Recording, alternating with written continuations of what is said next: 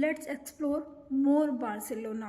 Helicopter ride कर लिया, cable ride कर लिया, एरियल व्यू देख लिया, लेकिन बार्सिलोना जैसी कोस्टल सिटी में आकर क्रूज़ राइड नहीं किया तो क्या किया। ये है पोर्ट ऑफ बार्सिलोना। यहाँ से बैकड्रॉप में ला सेग्रेडा फैमिलिया दिख रहा है और ये है कोलंबस मॉन्यूमेंट।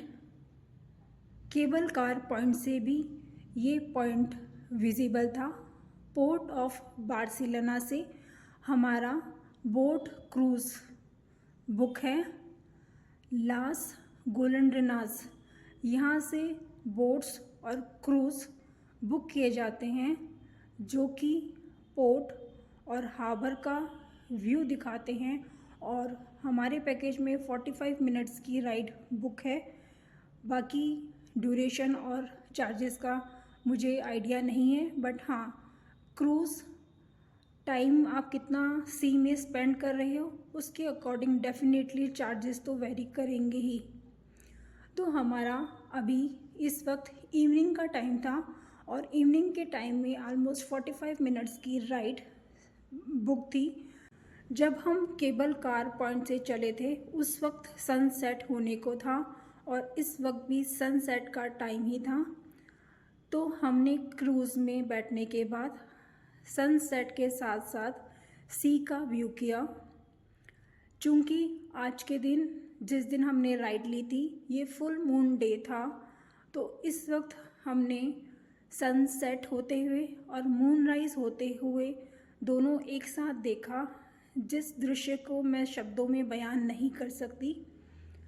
चूँकि सी में सी वेव्स और हवा भी इतनी तेज़ चल रही थी, तो जो कैमरा था उसमें इन दोनों का शोर इतना ज़्यादा था तो मैंने बैकग्राउंड जो वॉल्यूम है वो म्यूट कर दिया है। लेकिन इस वक्त की जो राइड का आनंद था, इतनी तेज़ सर्दी, उस पे सी वेव्स और चारों तरफ क्रूज़ ही क्रूज़, इन सब को देखते हुए बहुत ही अच्छा लग रहा था। पोर्ट ऑफ बार्सिलोना क्योंकि एक हार्बर पॉइंट भी है, इसलिए यहाँ पे बहुत बड़े बड़े क्रूज़ खड़े थे जो कि शायद 15-20 दिन, महीनों या मे भी इससे बड़े समय के लिए सी में रहते हों, या हो सकता है बार्सिलोना के एक बीच से दूसरे बीच जाते हों। लेकिन यहाँ चारों तरफ क्रूज़ ही क्रूज़ या छोटी बोट्स भी दिखाई दे रही थी। इस पोर्ट ऑफ बार्सिलोना के ऊपर भी केबल कार राइड है जिसे port of Barcelona cable car ride के नाम से जाना जाता है। ये इस पोर्ट के ऊपर से केबल कार व्यू करवाती है, तो इस राइड को भी बुक करके सी व्यू का आनंद ले सकते हैं। ये देखिए, इस तरह से केबल कार यहाँ पर है। ये इस हार्बर पॉइंट के ऊपर से केबल कार राइड हो रही है। हमारे पैकेज में पैराग्लाइडिंग एक्टिविटी भी शामिल थी, लेकिन चूंकि इस समय हवा का बहाव बहुत तेज़ था तो सेफ्टी पॉइंट ऑफ व्यू से टूरिस्ट के लिए पैराग्लाइडिंग एक्टिविटी बंद कर दी गई थी।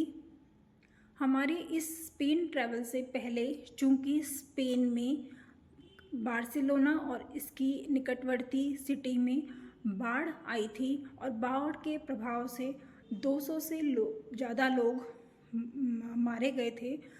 यूरोपियन कंट्री में 200 से ज़्यादा लोगों के मारे जाना एक बहुत बड़ी बात होती है, इसलिए सेफ्टी पॉइंट ऑफ व्यू से इस समय टूरिस्ट के लिए कुछ रिस्ट्रिक्शंस थी, जिसे ऑब्वियसली पालन करना ही अच्छा होता है।